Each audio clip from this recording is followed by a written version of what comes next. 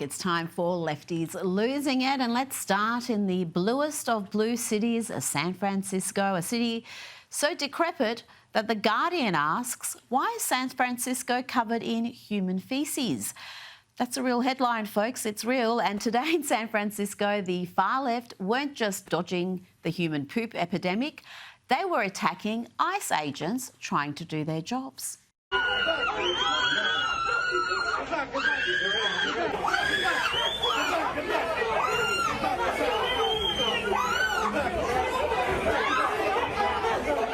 So much screeching. Let's stay in California. Here is a blue-haired woman in San Diego laying hands on an officer. Not recommended. This was during a protest against the arrest of an illegal immigrant from Guatemala who had allegedly rammed his car into a government vehicle. Not replying, and the moment I did something, Oh, lady, you can't do that. You know, these people live in denial of democracy. There was an election. Donald Trump won on these very policies. He has a clear mandate to deport every single illegal immigrant. But even some commentators on Fox News seem to misunderstand that. Here is lefty Jessica Tarlov with this claim. I'm saying that if you commit a crime once you are on U.S. soil, you should be turned over to ICE. And I think that's an easy exchange. And that's what people voted for in November.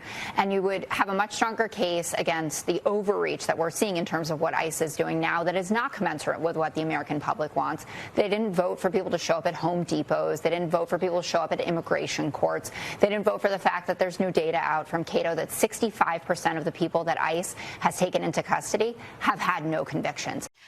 What? That's precisely what they voted for. Are we just broadcasting wishful thinking as analysis now? Jessica, I don't know what parallel universe you've been inhabiting, but Donald Trump took a policy of deporting every illegal immigrant to an election and won in a landslide, and the polls have been clear ever since. The majority of Americans, including the majority of legal immigrants, support Trump's deportation plan. Let's go to CNN for this bit of analysis, a reality check for Jessica. Deported all immigrants who are here illegally, 55% the New York Times, Marquette 64%, CBS News 57%, ABC News with a slightly different question, 56%. So what you're seeing essentially here is a very clear indication that a majority of Americans, in fact, when they're asked this blunt question, which I believe gets at the underlying feelings, do in fact want to deport all immigrants who are here illegally. There's no arguing with these different numbers because they're all essentially the same across 4 different pollsters. There you go. It's pretty conclusive. Now let's have a little fun with the National Education Association. This is the largest teachers' union in America. It's full of hard left activists led by this woman, NEA President Becky Pringle. Pending on us, rise up, NEA, hold on, hold on, don't let go of anyone's hand. Wow, she's rather excitable, isn't she? I'm sure she'll calm down and make more sense if we just give her a chance. Hell no! You're not taking money from our public schools. Not ever, not one election, not all the elections. We will stand! We will stand! And let's check in on Stacey Abrams. You remember her, the Democrat with delusions of grandeur who somehow believes she won elections she clearly lost. She really thought she was the rightful governor of Georgia. Well, this democracy denier is now having delusions about living in a tyrannical Trump dictatorship where there'll be no more elections. I've said it before and I'll say it again. These people are nuts. You send the U.S. Marines into spaces they should not be. You send the National Guard in. You kidnap people off of the streets and pretend that's normal, because that's how you quiet dissent, because you make everyone afraid that if they don't do what you want, they might be next. And once you've done those 9 steps, step 10 is easy. That's when you decide there won't be new elections, because everyone's either afraid, poor, broken, or complicit. Joining me now is Newsweek's Senior Editor-at-Large and Article 3 Project Senior Counsel, Josh Hammer. Josh, have you voted in your last presidential election? Will Trump even outlaw the midterms? Yeah, Stacey Abrams is indicative, frankly, of where the current Democrats are, right? I mean, she is indicative of the current manifestation of this party that is a purported Democratic Party that, ironically, Rita, stands against democracy. Now, frankly, if you actually want to go back far enough, if you really want to go back far enough, the Democratic Party, going back to its not so savory origins, the 19th century here in the United States, has a long and somewhat inglorious history, actually, of opposing democracy. The Democratic Party back in the day was the party of chattel slavery. The Democratic Party back in the day was the party of trying to disenfranchise Black Americans in the Jim Crow South. So the Democratic Party, ironically, has a very mixed history when it comes to democracy. This is kind of just the latest manifestation of it. By the way, it's just so ironic. It's just pure hypocrisy, is it not, that the American left bleats on and on and on and on to this day about Donald Trump in the 2020 election. He cannot let the election go. Stacey Abrams, one of the original election deniers, who still has not let her 2018 gubernatorial election go. Hillary Clinton, for that matter, actually, in the days after the 2016 election, she was denying that one as well. So the Democrats, Rita, not only are they trying essentially to undermine democracy, but when democracy happens to go the wrong way and against them, they oftentimes cry foul as well. But Stacey Abrams, at this point, I mean, she is best set to just get out of politics. Who is her base at this point there? She's a completely irrelevant figure. If I were her, I would just go set up shop in a nice house or a nice farm there, get out of the public light, and enjoy the rest of yours, because, frankly, girl, you're not making it very well in politics. She's not, but she remains a media darling somehow, so I'm sure we'll keep hearing from her. Now, I want to play you a short clip from the Vice President. This is J.D. Vance. He gave a keynote speech at the Claremont Institute over the weekend. And there were some fascinating insights. And I have to say, his analysis here of the radical left and the danger they pose is spot on. I was once comforted by these contradictions within the modern left. How could privileged whites march around with a straight face decrying white privilege?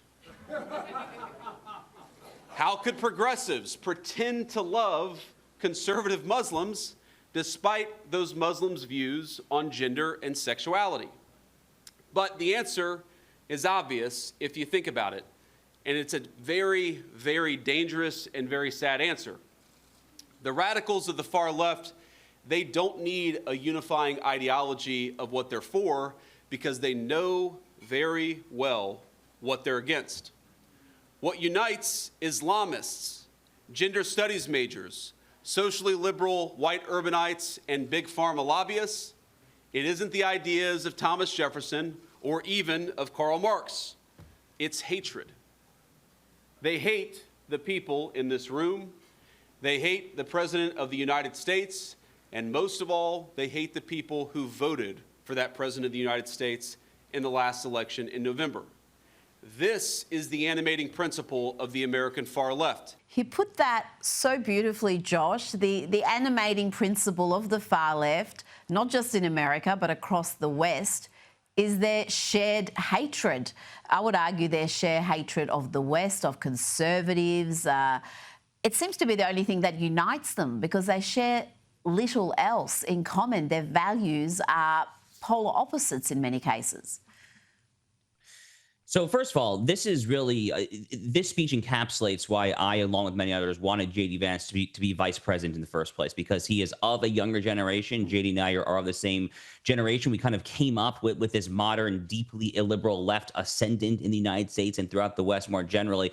And because we are of this generation, of this age, we fundamentally just kind of see it and get it in a slightly different way. So that is what you heard there at the speech from the vice president. He's totally right, of course, Rita. I oftentimes wonder as well, I actually think about a name that you don't really hear very often anymore, Linda Sarsour. Linda Sarsour was the Muslim girl who was the leader of the Women's March against Donald Trump early in the Trump presidency. Now, Linda Sarsour deleted a lot of her old tweets, but she has this very odd old tweet from like 2011, 2012, around then, where she praises Sharia law when it comes to interest rates on credit card payments or something like that there. And, I mean, let's think about what Sharia law says about, I don't know, the Women's March, like feminism, like women in general there. I'm not sure you want to go there, do you? But ultimately, it's this whole idea of what some people refer to as this red-green alliance between the Marxists, between the communists and the radical Islamists. Muslim. Zoran Mamdani in New York City is actually a singular one-person encapsulation, frankly, of the Red-Green Alliance there. And J.D. Vance is totally correct that what they have in common is a deep, utter, dripping disdain for Western civilization, for the Jews and the Christians who have built Western civilization, all that today we call the West. They hate, they want to tear it down. That's what the left, Rita, has been trying to do, at least as far as Karl Marx's Communist Manifesto, probably going further back than that to the French Revolution, the Jacobins there. But today, that's all they stand for, and they are just dripping, seething with bitter envy, resentment, and hatred. And I've got to say, every time I see J.D. Vance give a speech like that, certain he's going to be president. It seems to be something that you could put the house on. Not that I'm suggesting people go out there and gamble. Now, Josh, I played a clip just a little bit earlier from CNN showing that the polls are clear. We're talking here about polls run by leftist media like the New York Times, CBS, ABC. And these polls show that the deportation program is popular with voters and that a clear majority of Americans want to see every single illegal immigrant deported, not just those who have been convicted of additional crimes. It seems the media and activist classes campaign is not working, Josh, referring to their detention centres as concentration camps and calling ICE agents Nazis. That's not having an impact on the American public. So this is a crucial point at this particular juncture, Rita, because there's been somewhat of a whisper campaign, a trial balloon happening in some American conservative circles over the past week or so, trying to float this trial balloon of an amnesty program. So Brooke Rollins, who's President Trump's agriculture secretary, has been front and center of this, talking about, oh, you know, maybe we want to help the farmers out, have a greater supply of certain H-2A visas for farm labor there, trying to give more people who are here illegally permits there. But, you know, put simply, the people are not buying it. And above all, Donald Trump's own voters are not buying it. You know, we in MAGA and America First and President Trump's voting base, as someone who has voted for Donald Trump for president numerous times like myself, this is simply not what we voted for. We did not vote to legalize a lot of legal ends there. Frankly, we voted for exactly what Tom Homan, the border czar, is doing, which is attempting to lead the largest mass deportation operation in the history of the United States. But as that CNN polling indicates there, it's really not just voters for President Trump like me who actually sympathize with this. In fact, if you look at the polling of Americans who support mass deportation of the country's large and growing illegal alien population now compared to where it was 15 years ago, the percentage of Americans who support that has almost doubled. It was roughly 1/3 during the Barack Obama presidency. It's now 60%, bordering on 2/3 in some polls there. That is a massive, massive change. Donald Trump is himself almost singularly responsible, frankly, for that change. And it would be a total disaster if the pro-amnesty forces somehow win out in this internal struggle. The good news, Rita, is that I'm pretty sure that they're going to fail and fail epically at that. Now to news broken exclusively earlier today by Fox News, and they reported that former CIA Director John Brennan and former FBI Director James Comey are under criminal investigation for the potential wrongdoing related to the Russian collusion hoax, including allegedly making false statements to Congress. Josh, this is potentially explosive stuff. I would argue this is well overdue. What's your take on this?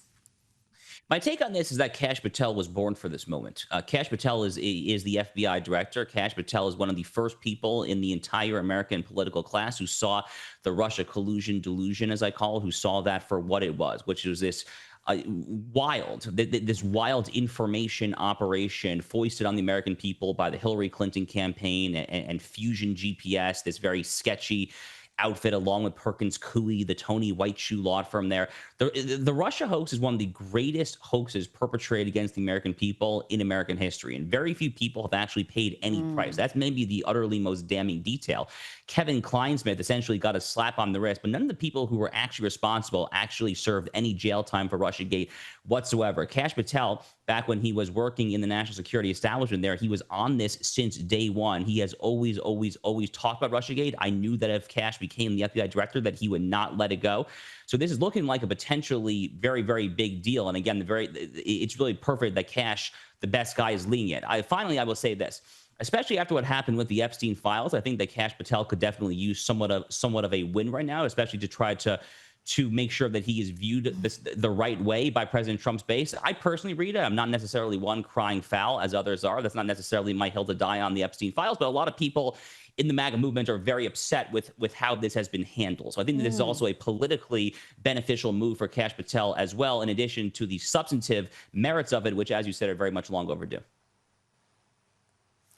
Well, Kash Patel, the FBI director, I think does have a problem, Josh.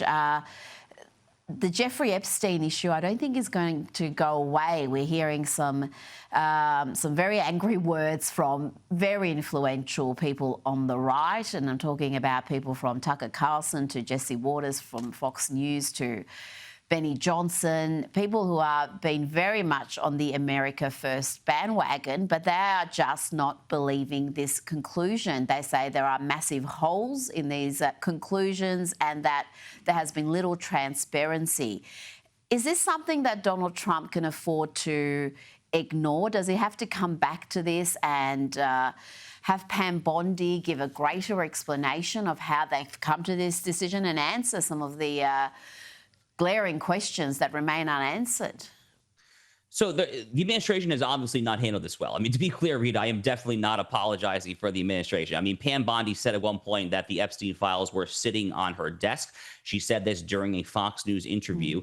And then we saw just a few days ago that the U.S. government, with all of its force and might, said that there actually is no such thing as the Epstein client list. So, I mean, one of these two things clearly is not true. So it seems, I think, on the one end that some people were definitely led to believe that there was a big there that was not there. Personally, I have long believed that the folks who are promising more than there likely is has been trying to, I think, dupe, frankly, a lot of gullible people. The Epstein case back in 2005 was essentially dropped by the Bush-era DOJ. It was given to a Palm Beach County, Florida state prosecutor, which frankly makes no sense. And that really was kind of the origin of any cover-up, if there was any cover-up, was the decision of the Bush-era DOJ.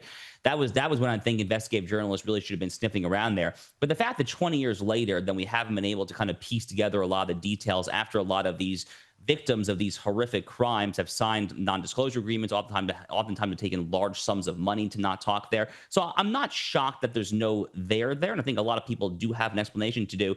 I would encourage the President of the United States, Donald Trump, to be the guy to actually get in front of the camera and just explain what happened here. He's the right guy to do it. It would be more credible coming from him and not Pam Bondi at this point, but that explanation definitely is needed at this point, I believe. Yeah, I've got to say, I've got some major doubts about this one. Josh Hammer, thank you so much for your time tonight. Thank you, Rita.